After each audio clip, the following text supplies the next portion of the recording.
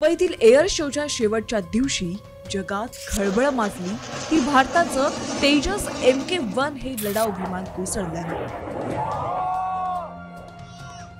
कारण तेजस हे लढाऊ विमान भारतीय बनावटीचं आहे। मात्र हवाई कसरती दरम्यान अचानक तेजसनं घिरटी घेतली आणि जमिनीवर कोसळलं आणि आगीचे भीषण लोट कोसळले।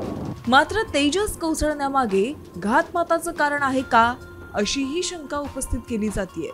दुबई सारख्या विदेशी भूमीवर अशा प्रकारची ही एअर एक्सरसाइज किंवा अशा प्रकारचा एअर शो होत होता आणि त्यामध्ये अत्यंत महत्त्वाचं असं आत्मनिर्भर भारतचं प्रतीक असणारं तेजस विमान हे सहभागी झालं होतं। HAL शी संबंधित वेगवेगळ्या प्रकारचे कॉम्पिटिटर त्या ठिकाणी असो किंवा भारताची दुश्मन राष्ट्र जी आत्मनिर्भर भारतच्या आपल्या सगळ्याच क्लेमला छेद देण्याचा प्रयत्न मागच्या काही काळापासून करतायत, त्यांचा अशा प्रकारचा घातपात करण्यामागे सुद्धा काही त्या ठिकाणी हात आहे का, या सुद्धा वेगवेगळ्या प्रकारच्या शक्यतांची चर्चा आज घडीला त्या ठिकाणी होतीये। खरं तर भारतीय हवाई दलाकडे 141 तेजस MK1 विमान आहे। या लढाऊ विमानाचा हवाई दलात समावेश केल्यानं आत्मनिर्भरतेचं कौतुक केलं जात होतं। मात्र तेजस विमानाची वैशिष्ट्य नेमकी काय आहेत पाहूया। तेजस विमान आत्मनिर्भर भारताचं प्रतीक आहे।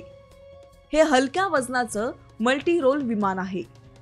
यात हवेतून हवेत आणि हवेतून जमिनीवर मारा करण्याची क्षमता आहे। विमानाचा वेग 2222 किलोमीटर प्रति तास आणि 50,000 फुटांवरून उड्डाणाची क्षमता आहे। हे विमान डेल्टा विंगमुळे हाय स्पीड आणि चपळता दाखवण्यास मदत करतं। क्वाड्रप्लेक्स डिजिटल फ्लाइट कंट्रोल ही हवेत विमानाला स्थिर करणारी यंत्रणा यात आहे। शत्रूच्या रडार सिस्टीमला जॅम करू शकणारी यंत्रणा यात आहेत। हवेतच इंधन भरण्याची क्षमता या विमानात आहे। शिवाय रशियन बनावटीच्या क्षेपणास्त्रांनी हे विमान सज्ज आहे। तेजस या स्वदेशी विमानाची बांधणी इतकी मजबूत असताना हे विमान कोसळलंय आणि त्यामुळे आत्मनिर्भर भारताला हा मोठा धक्का मानला जातोय। विमानाच्या black box, cockpit data recorder एवढंच नाही तर विमानाच्या अवशेषांचं विश्लेषण करून त्यामागे काही घातपात तर नाही ना, याचा तपास करण्याची गरज आहे। ब्युरो रिपोर्ट, साम TV न्यूज।